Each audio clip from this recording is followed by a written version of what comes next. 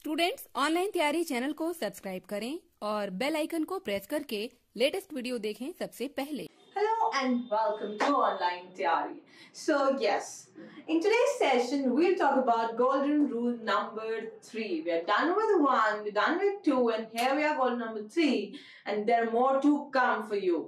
आज के रूल में जो पैटर्न हम बात कर रहे हैं वो है ये पैटर्न जो कि बहुत ही इंपॉर्टेंट है। आप वर्ब अग्रीमेंट में भी इस पैटर्न को पढ़ चुके हैं, राइट? इस पैटर्न में देखिए तो बोथ और बिटवीन की बात की है। इन दोनों के साथ, बोथ और बिटवीन के साथ जो कनेक्टिव यूज होता है वो है एंड। याद रखिएगा, बोथ एंड, बिटवीन एंड, ये कनेक्टिव एंड यूज होता है और कोई कनेक्टिव यूज नहीं होता और बहुत इंपॉर्टेंट है ना।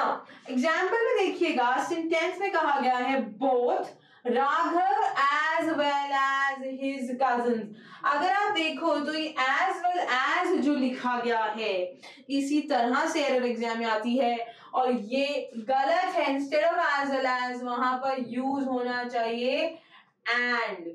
Both Raghav and his cousins denied the proposal for some maybe to get into an agreement or whatever it is, but उन्होंने deny कर दिया, राइट?